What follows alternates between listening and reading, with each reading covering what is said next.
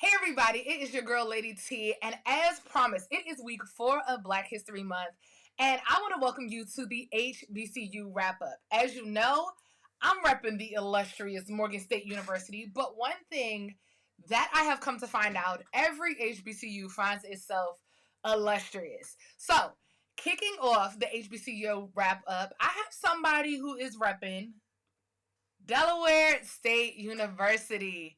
Hello, hello.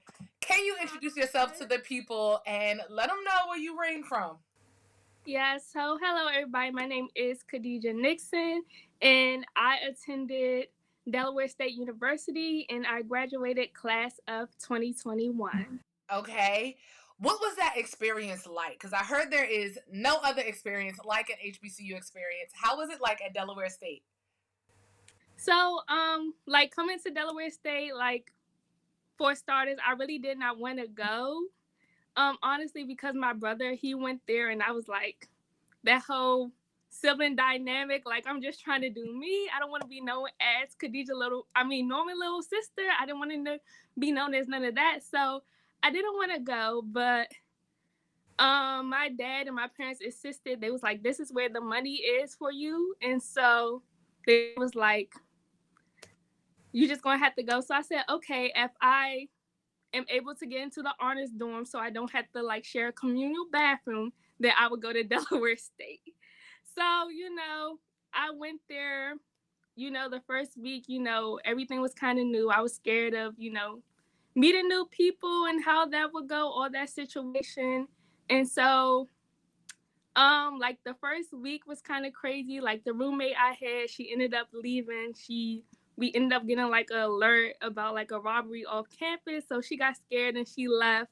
And so yeah, I had a room to myself basically for my whole freshman year. And then but good thing was that the room like across from me, it was a girl that was actually from Virginia. So we kind of just clicked like instantly. And that is my like sister to this day. Like I love her for life forever. That is And awesome. basically the first, just to sum up my freshman year, I decided not to do like any activities or anything like that. I wanted to Okay. just stay focused on my academics and get used to adjusting to like college life and everything like that. So it was more so of like school and party. Like freshman year was pretty much I party like The every parties, I heard the parties are it. Is that true? I mean, if I would ask my between me and my brother, like he would say their parties were more fun. They got away with more stuff because Okay. before I got there, they actually had a shooting at the school, and so like they restricted stuff. But the parties were still lit to me. Like I would go out every week. I would pay my little $5 to get in. So Absolutely. So you said, your parents said that Delaware State is where the money's at. Did you get funding to go to that HBCU? yeah, so that was basically like the number one thing. So I got like the second to best scholarship. So I didn't get the free ride, but I got the second to best. So it was like a lot of money compared to like what everybody else would get, and then plus the scholarships that I got outside of it. So Okay. for my 4 years, I was able to go to school paid. Let's Yes, go. that free. Yes. Let's go. I love to hear it. So, Delaware State was not on your radar. Did you have other options? Yes. So what is interesting is that the other options I had, they wasn't at HBCU at all. So I don't know why Okay. I didn't want to like go to an HBCU. Like I just wasn't like seeing the hype of it all. Like of course I enjoyed like, you know, like the bands and stuff like that when you hear about HBCU and you see that. But I just felt like I wanted to be like somewhere diverse Okay. more say. And so especially with the field I want to be in, I know like it's going to be um I'm not going to see me. So I just wanted to get accustomed to like being in that type of environment. And what field are you trying to get into? So I am So to just wrap it up, I went to Delaware State and I got my Bachelor of Science degree in chemistry. And so currently, right now, I'm attending Cedar Crest College and I'm in their master's program pursuing a master degree in forensic science. So I want to Okay. be a forensic toxicologist. So that's Okay. Listen, can we talk about this major in which you want to be that I ain't never heard about? Okay. But that is so awesome that that education came from an HBCU. So you also talked about that sibling dynamic. So kind of following in your brother's footsteps in a way, do you think, because I know, just as you said, PWIs, predominantly white institutions, are a lot more diverse. But were you able to make your own footprint at Delaware State, being Norman's little sister, being, another Black girl? Were you able to make that footprint? yes. So actually, what was funny was that during open days week, in which they like try to get the freshmen like matriculated into what they expect and everything. So they have like their school ambassadors or whatever like that. So I was in like one of these groups and we was like going around and everything like that. And so we introduced ourselves and they was like pause like, you little Norm sister, you JR sister. I was like, yeah. They was like, you look smack like him. I'm like, see, here it go. But I think like my brother really helped out like with a lot that was going on. Like I called him my first day of school, like, I don't know where I'm supposed to go. Like, can you help me? So it ended up being a safe space, right? Okay, but can we talk about and guys, I know her personally, so I can ask a couple more questions. Can we talk about all that you accomplished while at Delaware State University? So yeah, I was able to make my mark. So like sophomore year, I was like, I did the academic thing. Like I got A's and B's during freshman year. So I'm like, okay, I'm ready to like adventure. So I said, one thing I want to do, I want to dance.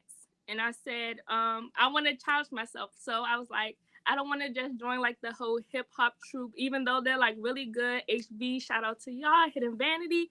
But I said, I want to try something new.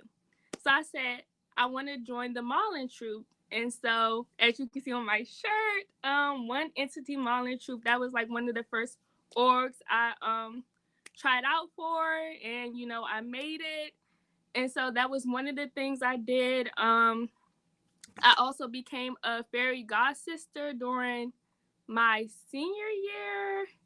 And so, and then as far as like more academic organizations, I did like ton of the honor societies and just actually like bringing my name out there in the chemistry department, which I loved about my HBCU because um, they're very like family oriented. And Yeah. that's what I really appreciated because they like my freshman year, sophomore year, like I had opportunities coming in, but I was like really scared and like not comfortable with like, trying to like jump in and actually hone to like what I want to do. And so like my junior year, I was like, okay, Khadijah, this is what we're not gonna do.